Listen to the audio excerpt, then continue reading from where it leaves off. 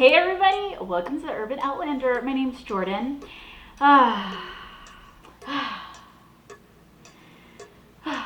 Okay, let's talk about the last episode of season 2. I don't know what to say. Just an aside, I've had a little bit of a crazy few weeks. I've been filming an indie movie and I've been in a hole basically, and I've had to avoid the internet for the past few weeks so that I do not see anything about the season finale. Okay, so I totally sobbed. I had my tissues. I think I went through several batches. I went into it not having a lot of expectations. All right, fine, I had one expectation, one of which was, whatever happens, please let Jamie and Claire be together in the end.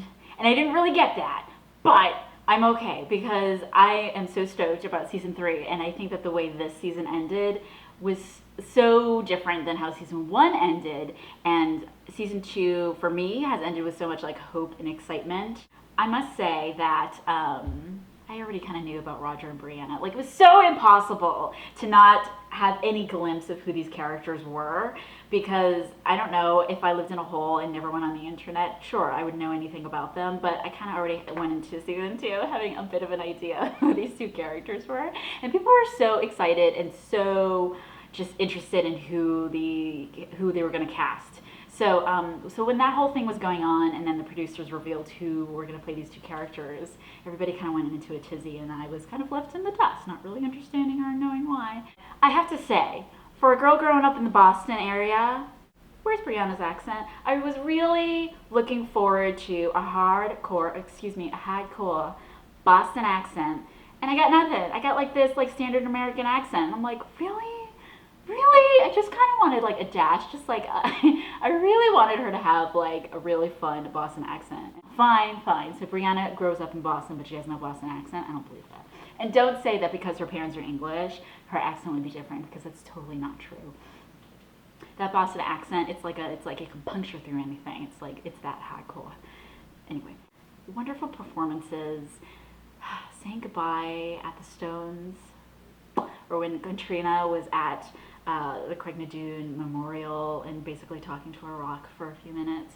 But saying goodbye to Jamie was just really, it was a lot. So season 2, some fans were really upset about the connection between Claire and Jamie not being strong enough, and when we get to the last episode, are we gonna care? Are we gonna understand their separation? Like, will that emotional resonance be there?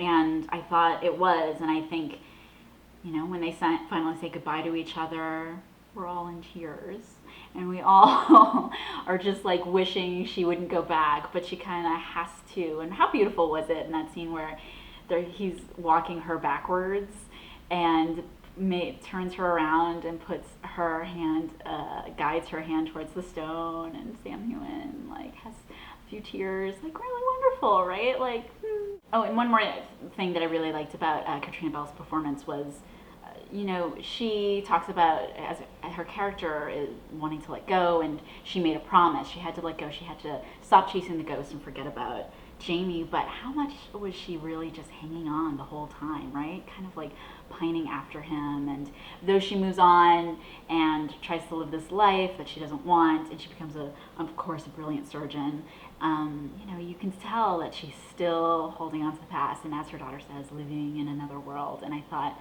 that was so clear, and that was what made it even more painful when she's talking to Brianna, and you really see her kind of brighten up when she starts talking about Jamie and trying to explain to her daughter who he was.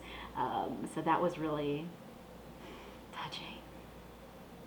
And were you happy with our small, quickie sex scene that we had by the Stones? I was okay with it, because I'm like, you know what? In a dire circumstance, sometimes you just gotta get it done. I know it's not classic Outlander sex scene, but there was like extreme circumstances. There was the war, she had to go back, needed to be quick, But I'm glad we saw something. I'll take anything. Geillis. #Geillis lives. How often have I been tweeting this? I'm sorry. For the past a few episodes in season 2, I have just been waiting for my Geillis to return. And thank you, Lord, she got back, because when I saw Lottie Verbeek's name in the opening credits, I got super excited because I'm like, yes, Geillis lives. And I love, love, love how, you know, she's already like killing her first husband. How great was it in that scene with Brianna where she says to her, you know, ask the hard questions. And I'm like, yes, Geillis, always asking the hard questions like, why are you here? She just loves asking that question. And I loved how they kind of like brought that back. But I loved that, why are you here? Ah, I love seeing Geillis. I love Geillis. Sorry, I do have to say that the one thing that kind of bothered me about this episode, and it's in that scene with Dougal and the conversation with Jamie, you know, it starts off, he discovers what Claire and Jamie are gonna do, and then the action cuts to back to the 20th century. And I felt like that was one example of, I don't know, the transition sometimes between the two eras for me was a little too jarring. It was a little too, it was just like not, for me, it took me out, and sometimes I'd be like, because suddenly we'd have 60s music and we're back in the 20th century, and then all of a sudden we'd be back in the 18th century. But how crazy and intense was it when Claire like helped Jamie put the dagger in him one last time, you know? Very Lady Macbeth, very Macbethian, but I liked that part. I kind of liked how she's like pushing on Jamie's shoulder, and, you know, I don't know, a complicated character, right? Dougal was just, I don't know, it's like we could create a laundry list of all the things that Dougal was: complicated and tough and smart but stupid and brash and wild and war chief, and there's just so many adjectives and nouns. I won't even go into all of it. Just tragic, right? Dougal's such a tragic character. To have him go out that way was, I guess, fitting. We're gonna miss you, Dougal, you big jerk. Little Roger Wakefield. Well, Roger Wakefield, not so little anymore. You know what I really liked about him was he's just like his father, Frumpy.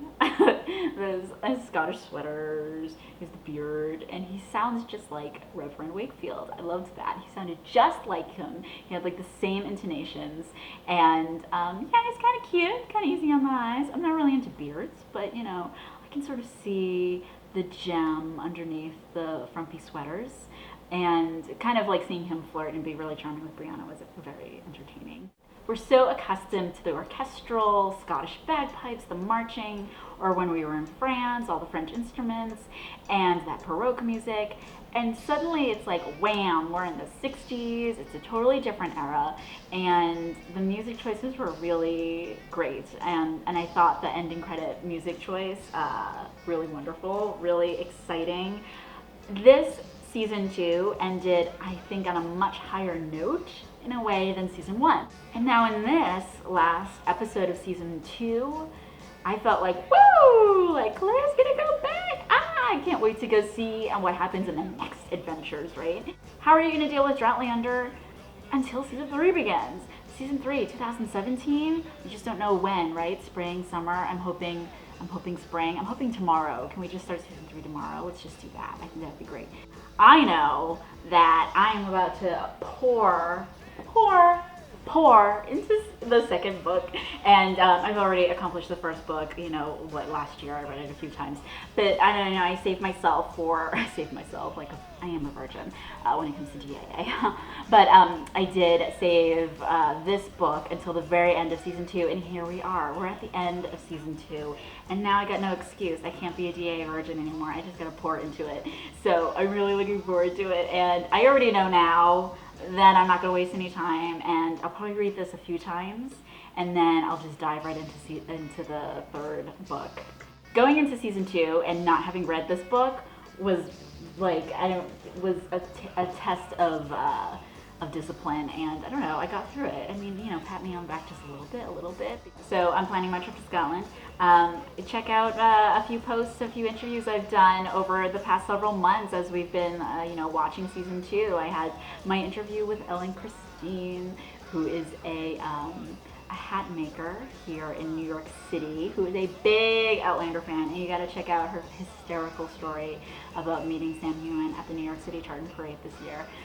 She's really great, and she's super smart and fascinating about hats and how she relates it to Outlander and the history of French styles and a little bit of World War II style, but she's a huge Outlander fan, and I interviewed her from her website, so you should go check that out. I also just did a recent interview with Scottish kilt maker McGregor and Macduff. They are based out in Glasgow, Scotland, and did a little interview with them about tartans and plaids and kilts. And for us Americans who know nothing of these things, what do all these words mean, and what's the history, and again, how does it all relate to Outlander? What's so great about the Outlander community online is that we all get to meet each other from all different places, and we probably wouldn't have met each other otherwise if it wasn't for our shared love of Outlander. Whether it's the books or the show, hey, about both.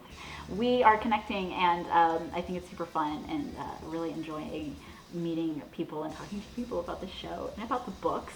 As Roger Wakefield asks Claire in this episode, how do you say goodbye to the one person you love the most? And I'm going to have to say goodbye to you for now. This is the end of season 2 commentaries and some little quips and queries that I got about some of the episodes. Thank you so much for watching. But check out the website. I still got some stuff going on. We'll keep in touch. And thank you. It's not goodbye. It's just the beginning. Thanks again. Bye.